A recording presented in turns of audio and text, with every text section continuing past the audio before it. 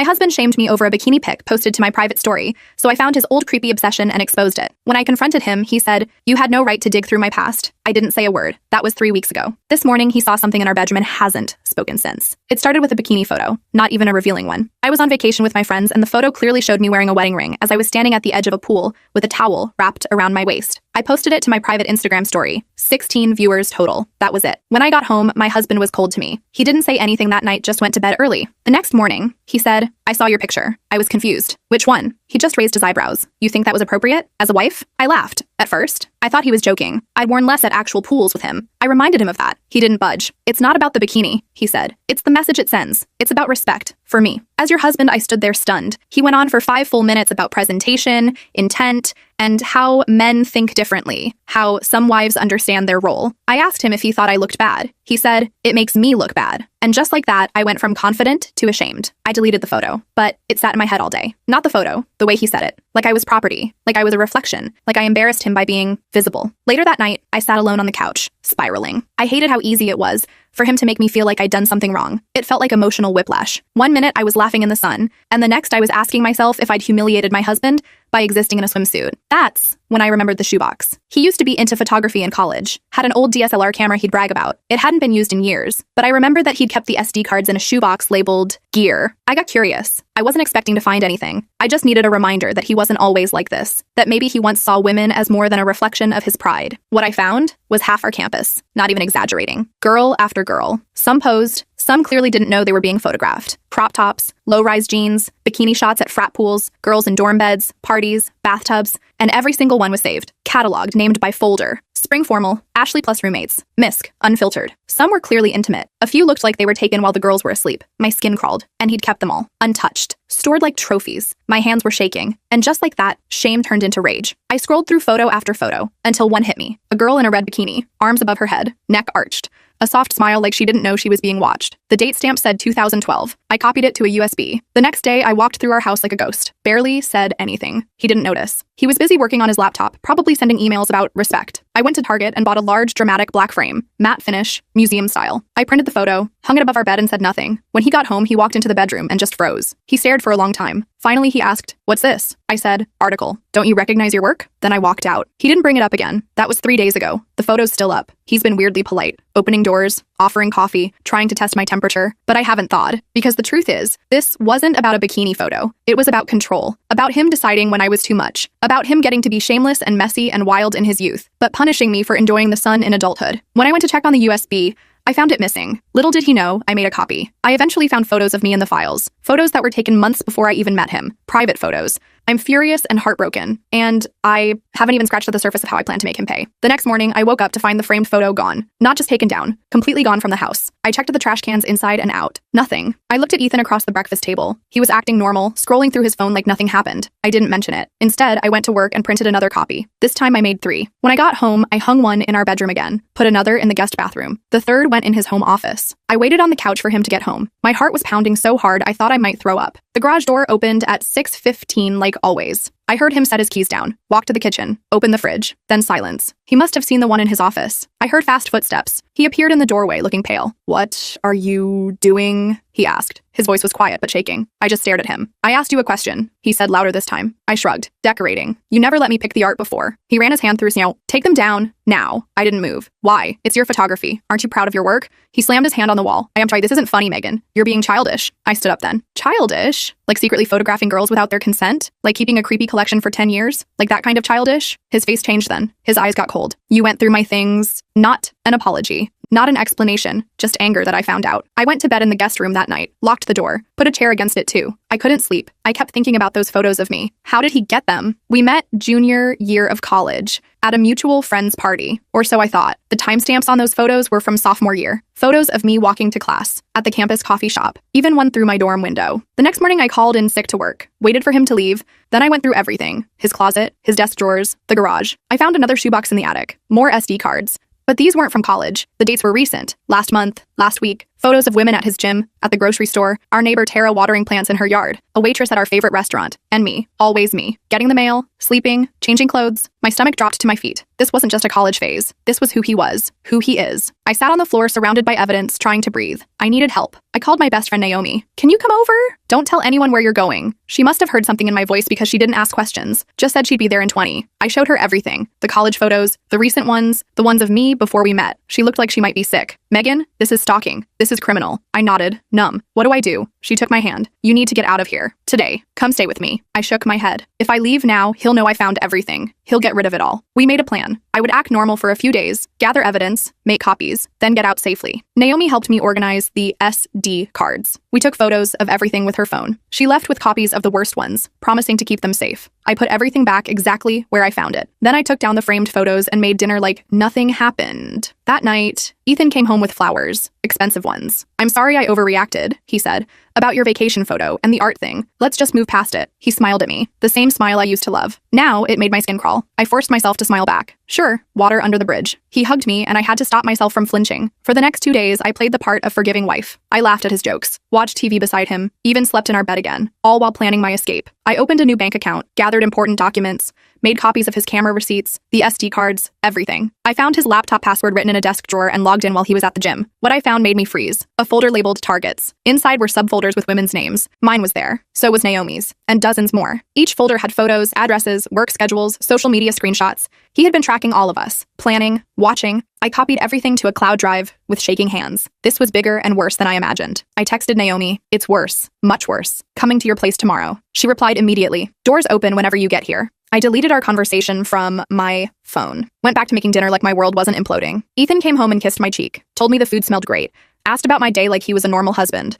Not someone with a folder labeled targets on his computer. That night, I barely slept. Every time he moved in his sleep, I tensed up. I kept thinking about all those women, all those folders, all those years of watching and collecting and cataloging. Had he been following me for a year before we met? Had our entire relationship been planned? I felt sick remembering how I thought our meeting was such a cute coincidence, how I thought it was fate. In the morning, I told him I was going shopping with Naomi. He nodded, barely looking up from his coffee. "Have fun," he said. I packed a small bag while he was in the shower, just essentials, enough to not look suspicious if he checked our closet. I put it in my trunk while he was still getting ready, kissed him goodbye like it was any other day, walked to my car with my heart in my throat. I was halfway to Naomi's when I noticed a car following me. Silver Honda, tinted windows, staying exactly 3 cars behind no matter how I turned. My hands started shaking on the wheel. Was it him? Had he installed something on my car? I took a random exit. The Honda followed. I pulled into a gas station. The Honda drove past slowly. I couldn't see the driver through the tint. I called Naomi. "I think I'm being followed." She told me to drive to the police station instead. I pulled back onto the road, hands sweating. The Honda reappeared in my rear view. I took random turns. It stayed with me. I was about to call 911 when my phone rang. Ethan. I let it go to voicemail. It rang again immediately. Then a text. "Where are you really going, Megan?" My blood went cold. I didn't answer. Another text came through.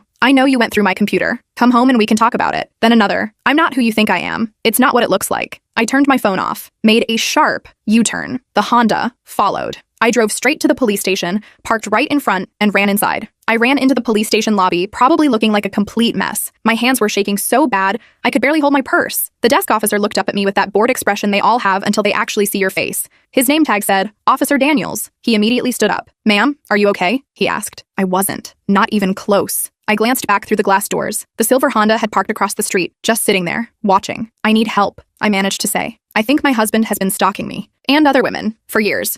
And now someone's following me." Officer Daniels called over a female officer named Rivera. They took me to a small room with uncomfortable chairs and a table bolted to the floor. I dumped everything out, showed them the photos on my phone, the copies of the SD cards, everything. Officer Rivera's face got darker with each swipe of my phone screen. "How long have you been married?" she asked, taking notes. 4 years, I said, but apparently he was taking pictures of me for a year before we even met. They asked more questions, lots more. When did I discover this? Did he ever threaten me? Did he have weapons in the house? I answered everything, my voice sounding strange in my own ears, like I was talking about someone else's life. Officer Rivera left to make some calls while Officer Daniels stayed with me. My phone kept lighting up with texts from Ethan. I finally turned it back on to show the officer. "Where are you?" Answer, me. "You're making a mistake. I can explain everything. I'm worried about you." And then the one that made my skin crawl. "I only did it because I love you so much." Officer Daniels read them all, his face unreadable. "We're going to need to take a formal statement," he said. "And we'll need to see those SD cards and your husband's computer." I nodded. "The originals are still at the house. I only have copies." That's when Officer Rivera came back in. "The car that followed you is registered to a Marcus Winters," she said. "Does that name mean anything to you?" I shook my head. "Never heard of him." "We'll send a patrol car to check it out," she said. "In the meantime, we need to talk about your safety plan. They recommended I stay somewhere Ethan wouldn't know about, not Naomi's place. That would be the first place he'd look. They asked if I had family nearby. I didn't. My parents lived 3 states away,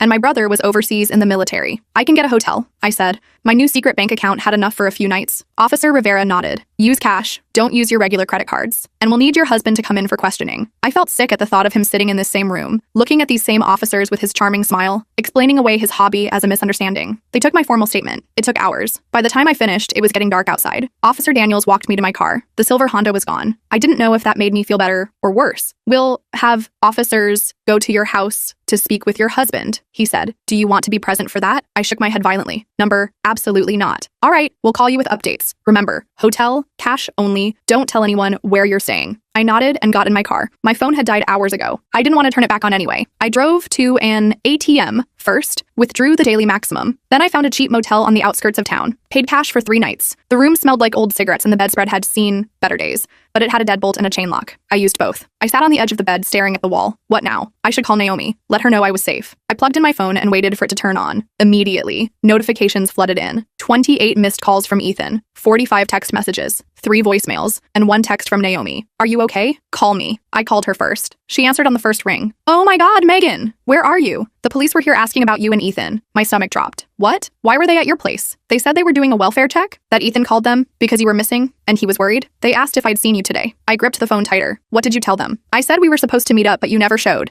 I didn't know what else to say. What's happening? I told her everything. The police station, the silver car, the safety plan. Holy shit, she whispered. So he's trying to find you by reporting you missing? That's twisted. I need to call the officers I spoke with, I said. Can you do me a favor? Don't answer if Ethan calls. Don't tell anyone where I might be, even if you don't actually know. Of course. Do you need anything? Money? Clothes? I thought about it. Maybe clothes, but I don't know how to get them safely. I could drop them at the police station for you, she suggested. That seemed safe enough. I thanked her and hung up. Then I called Officer Rivera. She answered right away. Mrs. Campbell, we've been trying to reach you. Your husband has reported you missing. I explained what Naomi told me. Officer Rivera sighed. We went to your house. He wasn't there. We've been trying his cell, but he's not answering. Do you have any idea where he might go? I didn't. For all I knew, every detail of our life together was a carefully constructed lie. I told her about the texts, how many there were. Forward those to me, she said, and stay where you are. We'll keep looking for him. After we hung up, I forced myself to look at Ethan's messages. They started angry, demanding I come home. Then they shifted to concern, saying he was worried, that he'd called the police because he thought something happened to me. The last few were different, though. I know you're scared, but you don't understand. Those photos aren't what you think. I was protecting you. There are things you don't know about those women.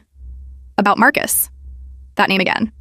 Marcus Winters, the owner of the silver Honda. Who was he? How did Ethan know him? I played the voicemails next. The first was just Ethan asking where I was. The second was him saying he'd called the police because he was worried. The third made my blood freeze. Megan, listen to me. If you're getting followed, it's not me. It's Marcus. He's dangerous. Those folders, the targets, that wasn't what you think. I was tracking him. He's been stalking women for years. I've been trying to stop him. That's why I had those photos. Evidence. Please call me back. You're in danger. I played it again. His voice sounded genuinely scared, but that couldn't be right. The photos of me from before we met, the recent photos of women at his gym, the meticulous organization. That wasn't someone gathering evidence. That was someone obsessed. I forwarded everything to Officer Rivera like she asked. Then I turned my phone off again. I couldn't handle any more tonight. I took a shower in the grimy motel bathroom, trying to wash away the feeling of being watched. It didn't work. I kept seeing those folders, those women's names, my name. I barely slept that night. Every car in the parking lot, every footstep in the hallway made me sit up straight. I kept the TV on for noise, but didn't really watch it. Around 5 a.m., I gave up on sleep. I turned my phone back on, keeping it in airplane mode so no new messages would come through. I looked through my photos, screenshots of Ethan's files. Something wasn't adding up. The photos of me from before we met. They weren't like the others. They weren't creepy angles through windows or zoomed in from across the street. They were normal. Me laughing with friends, walking across campus. Nothing that screamed stalker photo. So where did he get them? I zoomed in on one. Me at a party, red cup in hand, talking to someone just out of frame. I recognized that party. Sophomore year. Naomi had dragged me there. Said I needed to meet new people. I hadn't wanted to go. Naomi. She was in a lot of these early photos with me. Always just at the edge of the frame. Always the one who suggested we go places. Who introduced me to new people. Who eventually introduced me to Ethan. My stomach twisted. Number. That couldn't be right. Naomi was my best friend. Had been since freshman year. She couldn't have been helping him. Could she? I turned airplane mode off. Immediately, new texts came through from Ethan. Megan, please, you're in danger. Marcus knows you found the photos. He knows you went to the police. He's not going to let you expose him. I know you don't trust me right now. I get it. But don't trust Naomi either. Ask her about Marcus. Ask her how they know each other. I'm trying to find you before he does. Please tell me where you are. I felt sick. Was this just manipulation? Trying to isolate me from my friend? Or was there something to it? I scrolled back through the photos.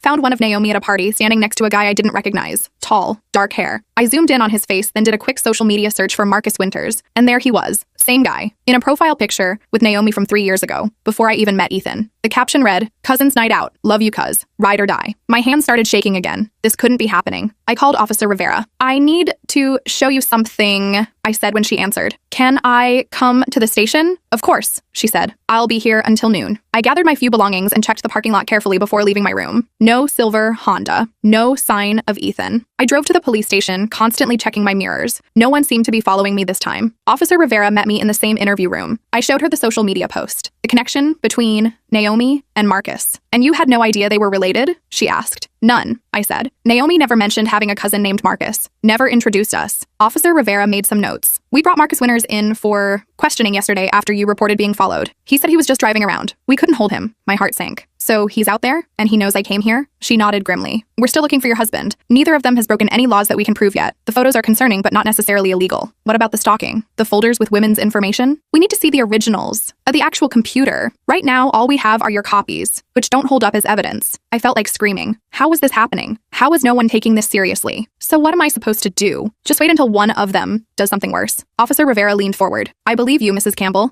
but I need more to act on. We can get a warrant to search your house based on what you've shown me, but it will take time. Time I didn't have." I nodded anyway. What choice did I have? "In the meantime," she continued, "stay somewhere safe and maybe talk to your friend. See what she knows. Record the conversation if you can." I left the station feeling more alone than ever. I sat in my car, staring at my phone. Should I call Naomi? Confront her? What if she was in on it the whole time? What if she told Marcus where I was? I decided to text her instead. "Hey, can we meet somewhere public? Need to talk." She responded immediately. "Of course. Coffee shop on Main? 20 minutes?" That was busy enough to be safe. I agreed and drove there, parking where I could see the entrance. Naomi arrived first. I watched her get a table by the window, order 2 coffees, check her phone repeatedly. She looked nervous. Or was I just seeing what I wanted to see? I took a deep breath and went inside. Naomi jumped up to hug me. I let her, but I felt stiff in her arms. "I've been so worried," she said. "Have you heard anything more from the police?" I sat down across from her. "Actually, yes. They found out who was following me yesterday. Guy named Marcus Winters. Ring any bells?" I watched her face carefully. The color drained from it. Her eyes widened slightly before she controlled her expression. "No," she said. "Should it?" I slid my phone across the table, showing her the social media post.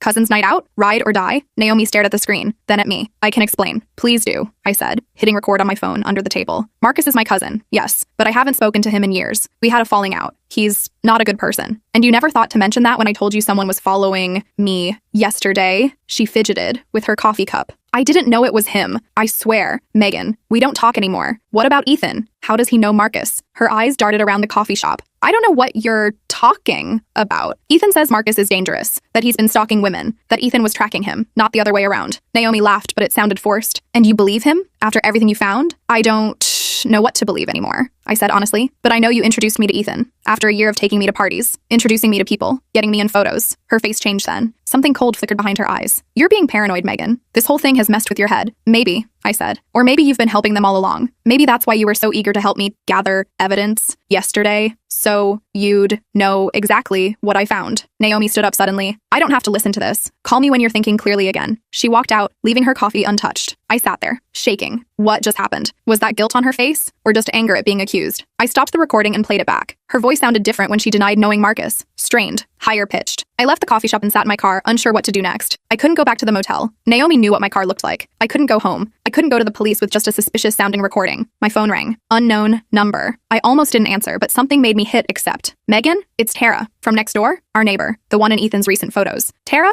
How did you get this number?" "Ethan gave it to me ages ago. For emergencies." She paused. "Look, this is going to sound weird, but is everything okay? Ethan came by last night looking for you. He seemed really upset. Then this morning, I saw someone breaking into your house." I sat up straight. "What? Did you call the police?" "Yes, they just left. But here's the thing. It wasn't a stranger. It was your friend. The one with the red hair? She had a key. Naomi. Breaking into my house right after our confrontation." "Did she take anything?" I asked, my mouth dry. "I don't know. The police looked around but said nothing seemed disturbed. They're trying to reach you." I thanked Tara and hung up. Then I called Officer Rivera again, told her what happened, about the coffee shop, about Naomi going to my house right after. "I'm sending officers back to your house, she said. And I'll have someone look for Ms. Peterson. Where are you now? I told her I was still at the coffee shop. She told me to stay put. An officer would come meet me. I hung up and waited, watching every car that pulled into the lot. No silver Honda, no sign of Ethan or Naomi. A police cruiser pulled up 15 minutes later. A young officer named Chen came inside and sat across from me. Officer Rivera asked me to escort you somewhere safe, he said. We can go to the station first if you'd like. I nodded, relieved to not be alone anymore. I followed his cruiser in my car. We were halfway to the station when my phone rang again. Ethan. I almost declined it, but then decided to answer. Put it on speaker so Officer Chen could hear if I needed help. Megan? Thank God. Where are you? Somewhere safe, I said. Away from you. Listen to me.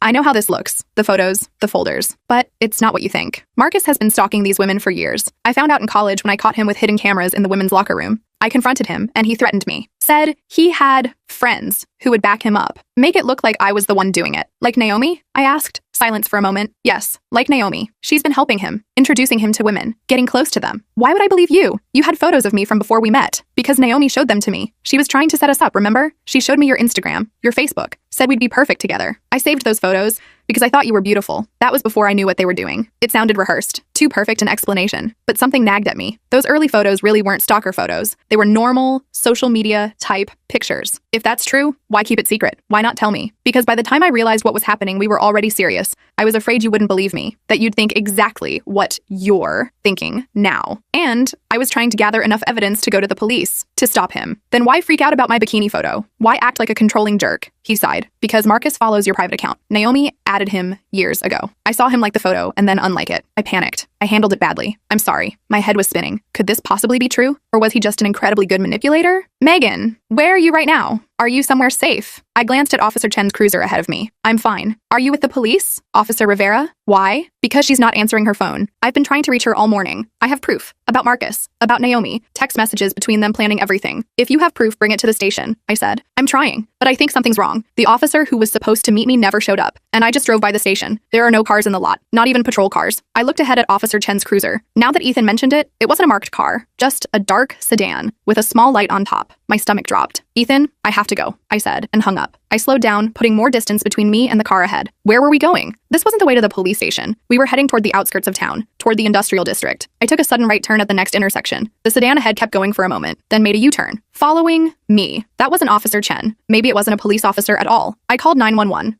I need help. I think someone impersonating a police officer is following me. The dispatcher took my information, told me to drive to the nearest police station. I made random turns, trying to lose the sedan while heading toward downtown. It stayed with me, getting closer. I ran a yellow light. The sedan ran the red to keep up. My phone rang again. Ethan, I answered. Megan, where are you? Exactly. I told him the intersection I was approaching. There's a fire station 2 blocks north. Go there. Now I'm 3 minutes away. I didn't know if I could trust him, but I didn't have many options. I turned north, pushing the speed limit. The sedan was right behind me now, close enough that I could see the driver, not Officer Chen, not anyone I recognized. The fire station appeared ahead. I pulled into the driveway, honking repeatedly. Firefighters came out looking confused. I jumped out of my car. Someone's following me. He's pretending to be a police officer. The sedan slowed as it passed the station, then sped away. The firefighters brought me inside, asked if I was hurt, called the real police. I was shaking so hard I could barely speak. 5 minutes later, Ethan's car pulled up outside. He ran in, looking frantic. When he saw me, his face crumpled with relief. Thank God, he said, stopping a few feet away, not approaching, giving me space. Are you okay? I nodded, still not sure if I could trust him. How did you find me? Phone tracking app, he admitted. I installed it when we got married, for emergencies. Another invasion of privacy, another secret, but it might have saved my life today. Who was that? In the car? I asked. I think it was Marcus, or someone working with him. Ethan pulled out his phone. I have proof. Text messages between him and Naomi,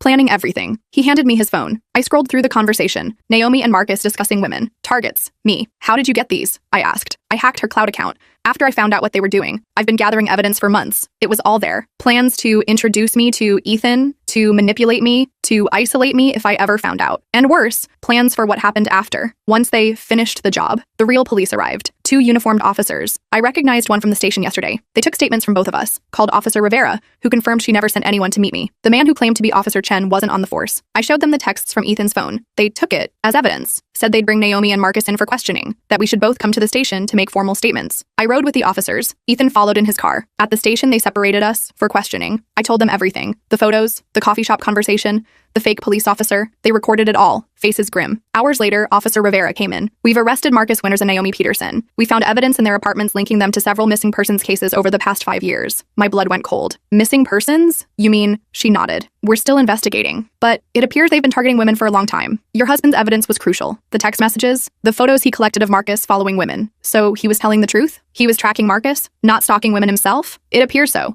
We found journals in Naomi's apartment. She detailed everything, how she would befriend women, introduce them to her cousin, how your husband discovered them in college and they decided to bring him in rather than risk exposure. I felt dizzy. Bring him in? What does that mean? They manipulated him, threatened him, then decided to use him as a cover. Naomi orchestrated your meeting. They thought having you marry him would provide legitimacy, make it harder for him to go to the police. I couldn't process this. Ethan wasn't a stalker. He was a victim too, used as a shield by the real predators, my best friend and her cousin. Can I see him? I asked. Officer Rivera nodded. He's waiting. I walked into the room where Ethan was waiting. He looked up, his face a mix of exhaustion and relief. For a second, we just stared at each other. I didn't know what to say. How do you start a conversation after discovering your entire relationship might have been orchestrated by criminals? Hey, he said finally. Such a normal word for such an insane situation. I sat down across from him. So, Naomi and Marcus, they planned all this? He nodded, running his hand through his hair. I found out in college. Caught Marcus setting up cameras in the women's locker room. When I confronted him, Naomi showed up. They threatened to frame me if I went to the police. Why didn't you tell me? Ever. At first, I was scared.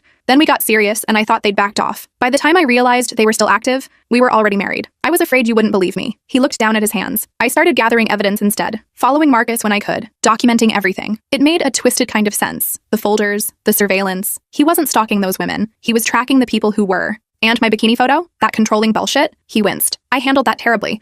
I saw that Marcus had access to your private account. When you posted that photo, I panicked.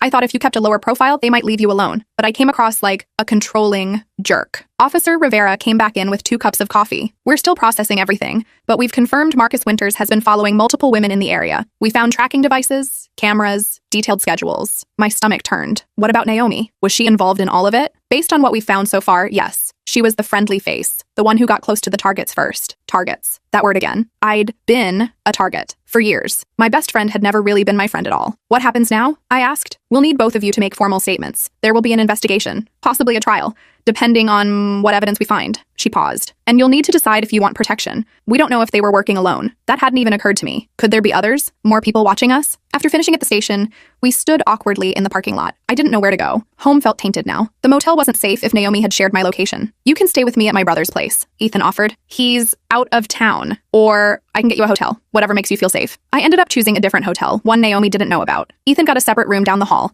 I wasn't ready to share space with him yet. Too much had happened. I needed time to process. That night, I barely slept. I kept replaying everything in my head. Every conversation with Naomi over the years. Every coincidence that brought Ethan and me together. Had anything in my life been real? In the morning, Ethan knocked on my door with coffee and bagels. We sat at the small table by the window, eating in silence for a while. I need to know everything, I finally said. From the beginning, He told me how it started. Catching Marcus in the act during our sophomore year. The threats. How they gradually pulled him into their web. How Naomi showed him my photos. Engineered our chance meeting. Did you ever actually like me? I asked. Or was that part of their plan too? His face softened. That was real. They might have arranged our meeting, but everything after was genuine. At least on my side. I wasn't sure I believed him. Not completely. But the evidence was pointing that way. Over the next few days, more details emerged. The police found storage units rented by Marcus containing belongings from women who had gone missing over the past 5 years. Photos, journals, hair samples. It was like something from a horror movie. They found 3 bodies buried on property owned by Marcus's family. Women who had disappeared after being seen with him or Naomi. The case exploded.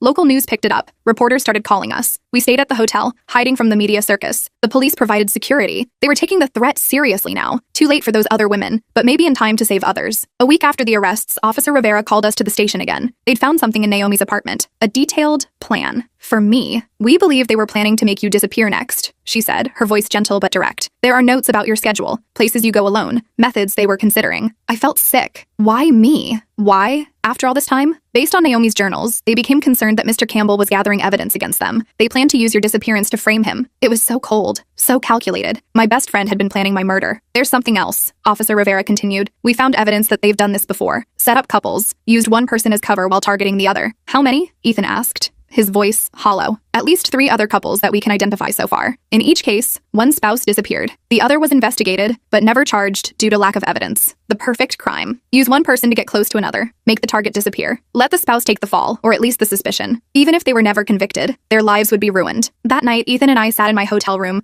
watching the news coverage. They weren't releasing our names, just referring to us as the couple who helped break the case. Small mercies. I keep thinking about those other couples, I said. Did they know each other before? Or were they set up like us? Ethan shook his head. I don't know. But I keep wondering if I could have stopped this sooner. If I'd gone to the police right away in college, they would have framed you, I reminded him. You were trapped, too. We were both victims. Different kinds maybe, but victims nonetheless. 2 weeks after the arrests, we finally went back to our house. The police had searched it thoroughly, looking for evidence. They found cameras in our bedroom, our bathroom, the living room, all hidden by Naomi during her helpful visits. I stood in our bedroom looking at the small holes in the wall where the cameras had been. I can't stay here, I said. Not knowing they were watching us, that she was watching us. Ethan nodded. We'll sell it. Start over somewhere else. Start over. Could we do that? After everything? We began packing up essential items, things we'd need while staying at the hotel, until we figured out our next move. I found myself in the attic, looking at the shoebox that had started it all. The police had taken the SD cards as evidence, but the box remained. I sat on the dusty floor, holding it. If I hadn't found this, would I still be living in ignorance? Would I be dead by now? Another victim of Naomi and Marcus? Ethan found me there. You okay? I shook my head. I don't know if I'll ever be okay again. I don't know who to trust. My best friend was planning to call me. My husband was keeping massive secrets. My whole life feels like a lie. He sat down next to me, not touching, just present. I know, and I'm sorry for my part in it. I should have found a way to tell you. Would I have believed you if you told me Naomi was evil? Probably not, he admitted. I wouldn't have believed it either if I hadn't seen it firsthand. We sat in silence for a while. Then I asked the question that had been haunting me. What happens to us now? Can we even have a relationship after this? He looked at me, his eyes tired but honest. I don't know. That's up to you. I love you. That part was never fake, but I understand if you can't get past this. I didn't have an answer yet. I needed time. The preliminary hearing for Naomi and Marcus was scheduled for a month after their arrest. We were both called to testify. I dreaded seeing Naomi again, facing the woman who had pretended to be my friend while plotting my death. The courthouse was packed. Journalists, family members of the victims, curious onlookers. I kept my head down, avoiding eye contact. Ethan stayed close, a buffer between me and the crowd. When they brought Naomi in, I almost didn't recognize her. Gone was the stylish, confident woman I'd known. In her place was someone small, diminished. She looked at me once, her expression unreadable, before focusing on the judge. I testified about our friendship, about discovering the photos, about her reaction at the coffee shop. My voice shook at times, but I got through it. Ethan testified about the years of manipulation and threats, about the evidence he'd gathered. The judge ordered them held without bail. A trial date was set for 6 months later. We left the courthouse through a back entrance, avoiding the press. You did great, Ethan said as we drove back to the hotel. That couldn't have been easy. It wasn't. Nothing about this was easy. We found a small apartment in a secure building across town, somewhere to stay while we figured out our next steps. We slept in separate rooms, started therapy, both individually and together, tried to rebuild some sense of normalcy. Slowly, I started to separate Ethan from what had happened, to see that while he'd made mistakes, kept secrets, he'd also been a victim of their manipulation. He'd been trying to protect me, even if he went about it all wrong. 3 months after the arrests, DNA evidence linked Marcus to 2 more missing women in a neighboring state. The case expanded, more victims identified, more families getting answers they'd waited years for. Officer Rivera kept us updated. She'd become something of a friend through all this. They're talking plea deals, she told us over coffee one day, trying to avoid the death penalty. Will they get it? I asked. A deal? The DA is considering it for Naomi if she testifies against Marcus, but he's looking at multiple life sentences either way. It was strange to think of Naomi in prison for the rest of her life, the woman who'd helped me pick out my wedding dress, who'd held my hair back when I got food poisoning, who'd been planning my murder. 6 months after moving into the apartment, Ethan and I were having dinner when he brought up the future. The house sold, he said. We got a good offer. I nodded. We'd listed it below market value, just wanting to be done with it. I've been thinking about moving, he continued. Fresh start somewhere new, maybe the West Coast. My heart sank a little. Oh, when would you go? He looked at me carefully. That depends. I was hoping you might consider coming with me. I set down my fork. Ethan, not as if nothing happened, he said quickly. I know we can't just erase the past year, but maybe as a new beginning, different city, different memories. I'd been thinking about it too, about us, about whether we could salvage anything from the wreckage of our marriage. I need to know something first, I said. That night, when you got upset about my bikini photo, was that really about protecting me? Or was there some part of you that meant what you said, about wives and respect and all that? He considered the question carefully. I was genuinely scared when I saw Marcus had access to your account, but the way I handled it, he sighed. That came from somewhere ugly in me. Insecurity, control issues, things I'm working on in therapy. It was the most honest answer he could have given, not a flat denial, an acknowledgement of his flaws. I can't promise anything, I said, but I'd be willing to look at places, see if a fresh start feels right. It wasn't a yes, but it wasn't a no either. The trial was scheduled for the following spring. We'd both have to testify again, face Naomi and Marcus in court, relive everything. But after that, we'd be free to move on, to decide what our future looked like together or apart. 2 weeks before the trial date, Naomi accepted a plea deal. Life without parole in exchange for testimony against Marcus and information about other victims. Marcus went to trial and was convicted on all counts. Multiple life sentences, no possibility of parole. It was over. Finally over. We flew to Seattle the next day, just to visit, to see if it felt right. The constant rain was a cleansing sort of metaphor, washing away the past. Standing on the ferry to Bainbridge Island, watching the city skyline recede, I felt Ethan's presence beside me, not touching, just there. "What do you think?" he asked. I looked at the gray water, the green islands in the distance, so different from the place where our story began. "I think I could start over here," I said. "New job, new home, new us?" he asked quietly. I turned to look at him. The man I'd married. The man I'd almost lost in more ways than one. The man who, despite everything, had fought to protect me. "Maybe," I said, "one day at a time." It wasn't a fairy tale ending. There were still nightmares, trust, issues, days when I couldn't look at him without seeing all the secrets and lies. But there were also moments of connection, of understanding, of shared survival. We found a small house near the water, separate bedrooms, a fresh start. Not as husband and wife, not yet, but as two people who'd been through hell together and chosen to walk out the other side by side, one day at a time.